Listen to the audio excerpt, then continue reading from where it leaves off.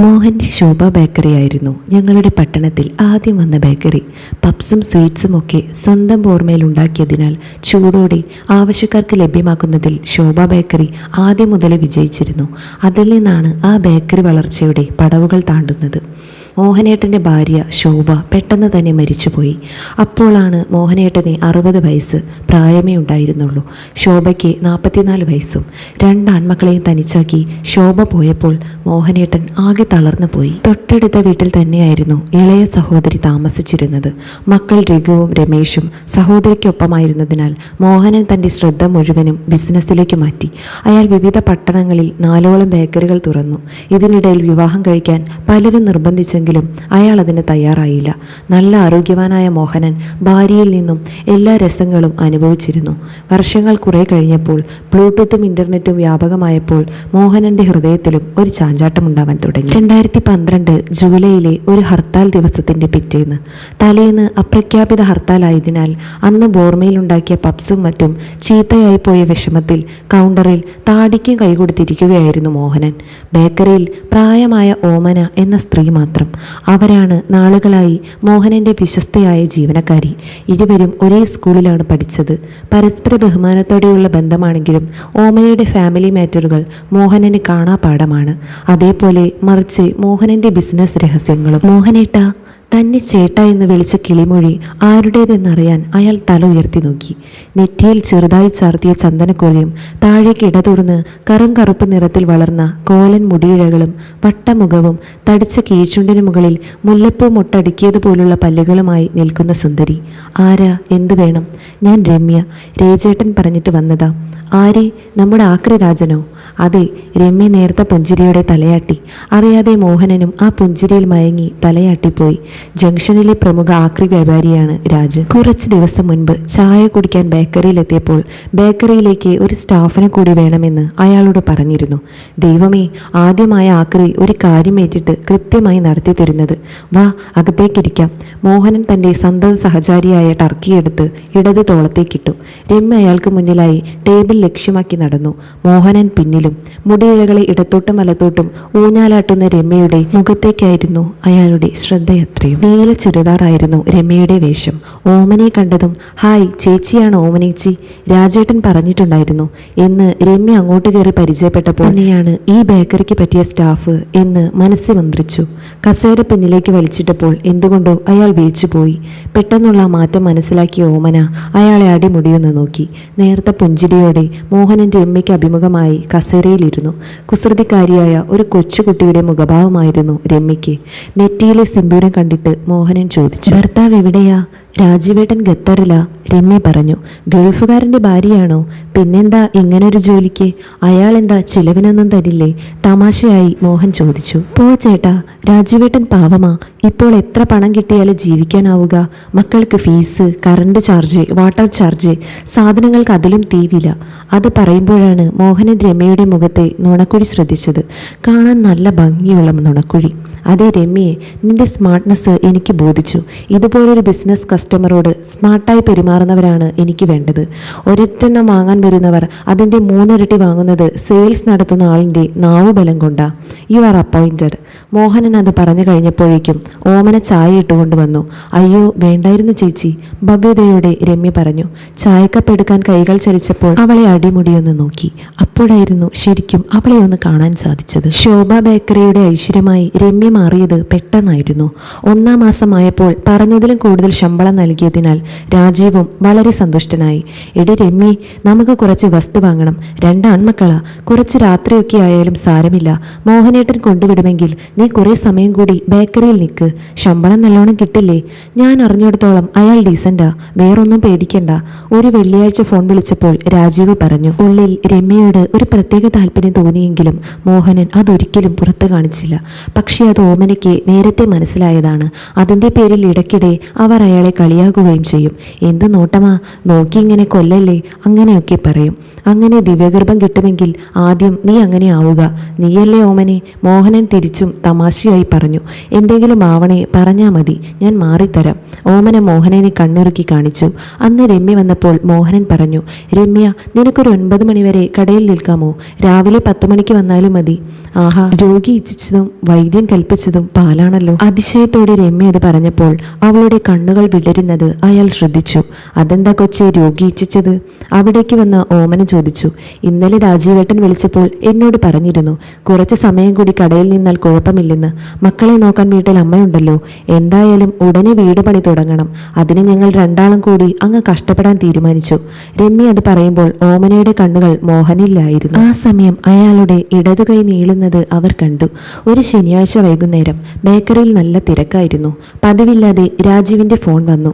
Ramya phone attend ചെയ്തു.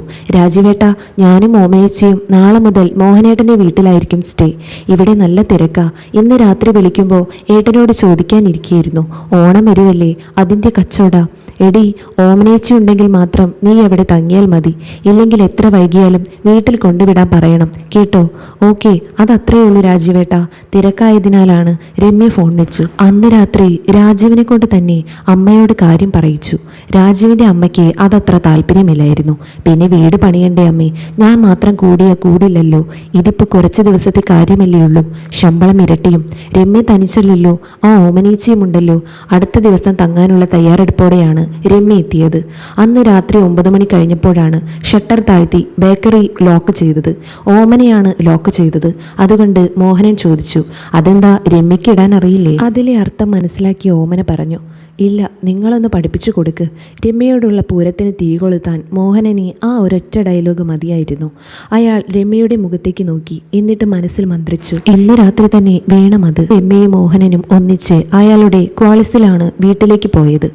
ടൗണിൽ നിന്നിറങ്ങി ഇടവഴിയിലേക്ക് തിരിഞ്ഞപ്പോഴാണ് മോഹനൻ പറയുന്നത്, അയ്യോ, ഒരു കാര്യം മറന്നുപോയി. നിങ്ങൾക്ക് അത്താഴം കഴിക്കണമെങ്കിൽ എങ്ങനാ, വഴിക്ക് വാങ്ങായിരുന്നു അല്ലേ? സാരമില്ല, ഞങ്ങൾ വീട്ടിൽ വിട്ടിട്ട് പോയി വാങ്ങി വന്നാൽ മതി, ഓമന പറഞ്ഞു. ഓമനേച്ചി ഉള്ളോണ്ടാ എന്നെ രാജീവേട്ടൻ ഇവിടെ തങ്ങാൻ അനുവദിച്ചത്, രമ്യ പറഞ്ഞു. മോഹനന്റെ ഇരുനില വീടിന്റെ ഡ്രോയിങ് റൂമിൽ ഇരിക്കുകയായിരുന്നു അവർ. മതിലിനപ്പുറമാണ് മോഹനന്റെ പെങ്ങളുടെ വീട്. മോഹനേട്ടന്റെ ആൺമക്കൾ രണ്ടാളും പഠിക്കാനായി എറണാകുളത്തായതിനാൽ ഈ വീട്ടിൽ മോഹനൻ ഒറ്റയ്ക്കാണ് താമസം. ഈ സമയം ഓമനയുടെ ഫോൺ ബെല്ലടിച്ചു. ഫോൺ എടുത്ത് നോക്കി അവർ പറഞ്ഞു, മോഹനേട്ടനാണല്ലോ. മോഹനേട്ടനോ? രമ്യ വിടർന്ന കണ്ണുകളോടെ ചോദിച്ചു. ഹലോ, എന്താ? ഓമന ഫോൺ എടുത്തു. ഇങ്ങോട്ടൊന്നും പറയണ്ട, ഞാൻ ടൗണിലെത്തിയപ്പോൾ നിങ്ങളെ വിളിക്കാൻ ആങ്ങളയുടെ മോൻ വന്നിരുന്നു. നീ രമ്യയോട് പറ, വീട്ടിൽ ആങ്ങളയ്ക്ക് വയ്യാത്തത് കൊണ്ട് നിനക്ക് പോകണമെന്നും നിന്നെ വിളിക്കാൻ ആങ്ങളയുടെ മോൻ വരുന്നെന്നും. അവൻ ഞാനെത്തും മുൻപ് അവിടെ വരും. ഓമന പൊയ്ക്കോ. മോഹനന്റെ സ്വരത്തിന് നല്ല കനമുണ്ടായിരുന്നു. 60കാരനായ മോഹനൻ ഇതെന്തിനുള്ള പുറപ്പാടാണെന്ന് ഓമന ചിന്തിച്ചു പോയി. എന്തെങ്കിലും പ്രശ്നമുണ്ടായാൽ ഇതുവരെ രമ്യയെ അയാൾ വാക്കിലൂടെ പോലും ആകർഷിച്ചിട്ടില്ല. പിന്നെങ്ങനെ? എന്താ ഓമനേച്ചി? അതേ രമ്യയെ, എനിക്ക് വീട്ടിൽ പോകണം, ആങ്ങളയ്ക്ക് വയ്യാന്ന്. അയ്യോ, അത് പറ്റില്ല, ഞാനെങ്ങനെ ഒറ്റയ്ക്ക്? അതിനെന്താ, മോഹനേട്ടനില്ലേ ഇവിടെ? പോ ചേച്ചി, വെറുതെ തമാശ പറയാതെ. രാജീവേട്ടൻ എങ്ങാനും അറിഞ്ഞാൽ, അതുമല്ല നാട്ടുകാരറിഞ്ഞാൽ? നീ എന്താ രമ്യ പറയുന്നത്? അതിനാരറിയാനാ? ഇപ്പോൾ മണി 9:30. കുളിയും കഴിഞ്ഞ് വല്ലതും കഴിച്ച് 10:30 മോൾ ഉറങ്ങുന്നു. രാവിലെ എണീറ്റ് ബേക്കറിയിലെത്തുന്നു. ധൈര്യമായിരിക്കും മോളെ. ഓമന രമ്യയെ ആദ്യമായാണ് മോളെ എന്ന് വിളിച്ചത്. രമ്യയ്ക്ക് നേരിയ ഒരു വിറയൽ അനുഭവപ്പെട്ടു. അവൾ ഓമനയുടെ വലത്തുകൈ തണ്ടയിൽ മെല്ലെ പിടിച്ചു. അപ്പോൾ ഓമനയുടെ ആങ്ങളയുടെ മകന്റെ ബൈക്ക് മുറ്റത്ത് വന്ന് നിന്നു. മോഹനൻ തിരികെ വന്നപ്പോഴേക്കും ഓമന പോകുവാൻ തയ്യാറായി. പേടിച്ചരണ്ടു നിൽക്കുന്ന രമ്യയോട് മോഹനൻ പറഞ്ഞു, രമ്യ, നീ പോയി കുളിച്ചിട്ട് പാഴ്സലെടുത്ത് കഴിച്ചിട്ട് കിടന്നുറങ്ങിക്കോ. എനിക്ക് വെളുപ്പിന് എണീറ്റ് ബോർമയിൽ പോകേണ്ടതാ. എന്നാൽ ഓമന ചെല്ലു കേട്ടോ. പോകാനിറങ്ങും മുൻപ് ഓമന മോഹനനെ മാറ്റി നിർത്തി പറഞ്ഞു, പ്രശ്നമൊന്നും ഉണ്ടാക്കല്ലേ. 2 പെറ്റതാണെങ്കിലും 30 വയസ്സേ ഉള്ളൂ രമ്യയ്ക്ക്. അതിന് അർത്ഥഗർഭമായൊരു പുഞ്ചിരിയായിരുന്നു അയാളുടെ മറുപടി. ഓമന പോയി. മോഹനൻ വാതിലടച്ചു. രമ്യ സോഫയിൽ വിറങ്ങലിച്ചിരിക്കുകയായിരുന്നു. മോഹനന്റെ മനസ്സിലാണെങ്കിൽ 1000 ആരിവെല്ലെ വിരിഞ്ഞ അവസ്ഥ. രമ്യ, എന്താ ഡ്രസ്സ് മാറാതിരുന്നേ? ഞാൻ നൈറ്റി എടുക്കാൻ മറന്നു, സാരികളെ എടുത്തുള്ളൂ. അയ്യോ, അതറിഞ്ഞിരുന്നെങ്കിൽ ഫുഡ് വാങ്ങിയതിനൊപ്പം ഒരു നൈറ്റിയും വാങ്ങായിരുന്നു. ഒരു കാര്യം ചെയ്താൽ മതി, ഷെൽഫിൽ ശോഭയുടെ നൈറ്റികളുണ്ട്, അതിലൊന്ന് എടുത്തോ. രമ്യ ഭയത്തോടെ നോക്കി. അത് ശ്രദ്ധിച്ചു മോഹനൻ. മരിച്ചുപോയ ആളുടേതാണെന്ന് ടെൻഷൻ വേണ്ട. അവൾ ഉപയോഗിച്ചിരുന്ന ഡ്രസ്സുകളൊക്കെ അന്നേ അനാഥാലയത്തിന് കൊടുത്തു. പിന്നെ നൈറ്റി എവിടുന്നാ? അത് പുതിയതാ, പെങ്ങളുടേതാ. അവൾ അടുത്ത വീട്ടിൽ. അവൾ ഇടയ്ക്കിടെ നൈറ്റി വാങ്ങും. അളിയൻ കണ്ട വഴക്ക് പറയും. അതിനിവിടെ കൊണ്ടുവന്ന് ഓരോന്ന് വെക്കും. എന്നിട്ട് ഇടയ്ക്കിടയ്ക്ക് ഓരോന്ന് എടുത്തോണ്ട് പോകും. എന്നാലും 4-5 എപ്പോഴും കാണും. അതിൽ നിന്നൊന്ന് എടുത്തോ. അയ്യോ വേണ്ട, ആ ചേച്ചി എന്ത് കരുതും? അത് ഞാൻ പറഞ്ഞോളാം. നമുക്കൊരെണ്ണം വാങ്ങി വെക്കുകയും ചെയ്യാം. അവളുടെ നൈറ്റി പാകമായും. രമ്യയുടെ അതേ അളവാ അവൾക്ക്. അപ്പോൾ തന്നെ ശരീര അളവ് മോഹനേട്ടൻ ശ്രദ്ധിക്കുന്നുണ്ട്. അവൾ മനസ്സിലോർത്തു. മോഹനൻ അത്രയും പറഞ്ഞ് മുകളിലെ മുറിയിലേക്ക് പോയി. ചപ്പാത്തിയും ചിക്കൻ ഫ്രൈയുമാണ് മോഹനൻ വാങ്ങിക്കൊണ്ടുവന്നത്. അയാളത് ഡൈനിങ് ടേബിളിൽ പാത്രങ്ങളിലേക്ക് പകർന്നു വെച്ചു. രമ്യ അപ്പോഴേക്കും കുളിച്ച് പച്ച നിറത്തിലുള്ള നൈറ്റിയും ഇട്ട് വന്നു. അവൾക്ക് നല്ല ഭയമുണ്ടായിരുന്നുവെങ്കിലും അത് പുറത്ത് കാണിച്ചില്ല. മേശമേലിരിക്കുന്ന ചപ്പാത്തിയും ചിക്കൻ ഫ്രൈയും കണ്ടപ്പോൾ വിശപ്പിന്റെ വികാരമായിരുന്നു അവളിൽ ഉടലെടുത്തത്. കഴിക്ക്, ഞാനൊന്ന് കുളിച്ചിട്ട് വരാം, മോഹനൻ പറഞ്ഞു. വേണ്ട, മോഹനേട്ടൻ കൂടി വന്നിട്ട് കഴിക്കാം. രമ്യ പറഞ്ഞപ്പോൾ മോഹനേട്ടന്റെ ഭാവം പെട്ടെന്ന് മാറി. അയാൾ സങ്കടം അഭിനയിച്ചുകൊണ്ട് ഭിത്തിയിലേക്ക് ചാരി നിന്നു. എന്താ മോഹനേട്ടാ? ഒന്നുമില്ല രമ്യക്കൊച്ചേ, ഞാൻ എൻ്റെ ശോഭയെ ഓർത്തുപോയി. അവളും ഇങ്ങനായിരുന്നു. ഞാൻ കുളിച്ചു വരുന്നത് നോക്കി ഡൈനിങ് ടേബിളിൽ കഴിക്കാതെ ഇരിക്കുമായിരുന്നു. അത്രയും പറഞ്ഞ് അയാൾ പൊട്ടിക്കരഞ്ഞു. അത് കണ്ട് രമ്യയ്ക്ക് സങ്കടമായി. ഈ സമയം രാജീവിൻ്റെ ഫോൺ വന്നു. ഞാനും ഓമനേച്ചിയും മോഹനേട്ടൻ്റെ വീട്ടിലെത്തി ചേട്ടാ, ഇനി കഴിച്ചിട്ട് ഉറങ്ങണം. രമ്യയുടെ ഫോൺ സംഭാഷണം കേട്ട മോഹനൻ്റെ മനസ്സിൽ പച്ച ലൈറ്റ് കത്തി. പെണ്ണ് പകുതി തൻ്റെ ട്രാക്കിൽ വീണു കഴിഞ്ഞു. രമ്യ ഫോൺ വെച്ചിട്ട് വന്നപ്പോൾ മോഹനൻ ഏങ്ങലടിച്ച് കരഞ്ഞു പറഞ്ഞു, വർഷങ്ങൾക്ക് ശേഷം എൻ്റെ ശോഭ വീണ്ടും ഇവിടെ വന്ന പോലെ. അയാളത് പറയുമ്പോൾ രമ്യ ദൈന്യതയോടെ അയാളെ നോക്കി. പാവം, ഇത്ര വർഷമായിട്ടും മരിച്ചുപോയ ഭാര്യയോടുള്ള സ്നേഹം. ശോഭേച്ചി പാവമായിരുന്നു. പാവം മാത്രമല്ല, നിന്റെ അതേ സംസാരം, ചിരി. രമ്യ, എനിക്ക് നിന്നിൽ ശോഭയെ കാണാം. എൻ്റെ പ്രാർത്ഥന കേട്ട ശോഭയായി നിന്നെ ഇവിടെ കൊണ്ടാക്കിയത്. അയാളുടെ ആ വാക്കുകൾ കേട്ടപ്പോൾ രമ്യയുടെ വയറ്റിലൊരു കൊള്ളിയാൽ മിന്നി. അതിലെന്തോ പന്തികേടുണ്ടല്ലോ. പക്ഷെ അവൾ സ്വയം ആശ്വസിച്ചു. എന്തായാലും 60 കഴിഞ്ഞ ഒരാളല്ലേ, താൻ എന്തിനു പേടിക്കണം? പക്ഷേ രമ്യയ്ക്ക് ഭയമുണ്ടാക്കുന്ന രീതിയിലായിരുന്നു കഴിച്ചുകൊണ്ടിരുന്നപ്പോൾ മോഹനന്റെ സംഭാഷണം.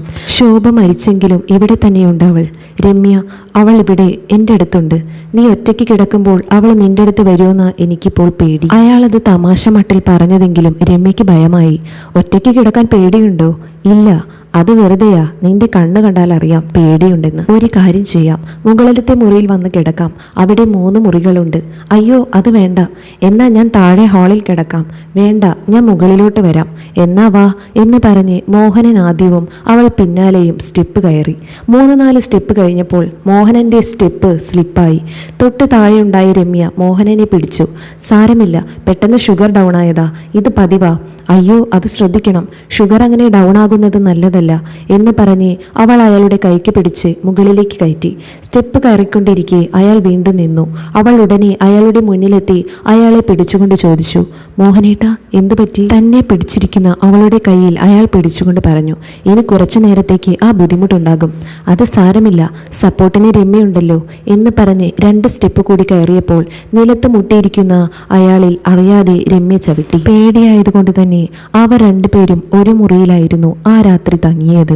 കാരണം അവൾക്ക് അത്രയും ഭയമുണ്ടായിരുന്നു. അയാൾ തമാശ രൂപേണ പറഞ്ഞ കാര്യങ്ങളെല്ലാം അവൾ വളരെ സീരിയസ് ആയിട്ടായിരുന്നു എടുത്തിരുന്നത്. ആ രാത്രി തന്നെ അവർ തമ്മിൽ എല്ലാ കാര്യങ്ങളും കഴിഞ്ഞിരുന്നു. പിറ്റേന്ന് രാവിലെ രാജീവേട്ടൻ വിളിക്കുമ്പോൾ എന്ത് പറയണമെന്നറിയാതെ അവൾ കിടന്ന് വിഷമിക്കുകയായിരുന്നു. പക്ഷേ ഒന്നും സംഭവിക്കാത്തതുപോലെ ഓമനേച്ചിയും ഒപ്പമുണ്ടായിരുന്നത് പോലെയാണ് അവൾ അവളുടെ ഭർത്താവിനോട് സംസാരിച്ചത്. പിന്നീട് അവൾക്ക് പണം കൂടുതൽ കിട്ടുന്നത് കണ്ടപ്പോൾ അവളുടെ ഭർത്താവ് തന്നെ അവളോട് ഒരുപാട് നിർബന്ധിക്കാൻ തുടങ്ങി. നീ അവിടെ തന്നെ വൈകുന്നേരം വരെ നിന്നോളൂ, എത്ര രാത്രി വേണമെങ്കിലും ചിലവഴിച്ചോളൂ, പകരം നീ പണം കൊണ്ടുവന്നാൽ മതി എന്നായിരുന്നു.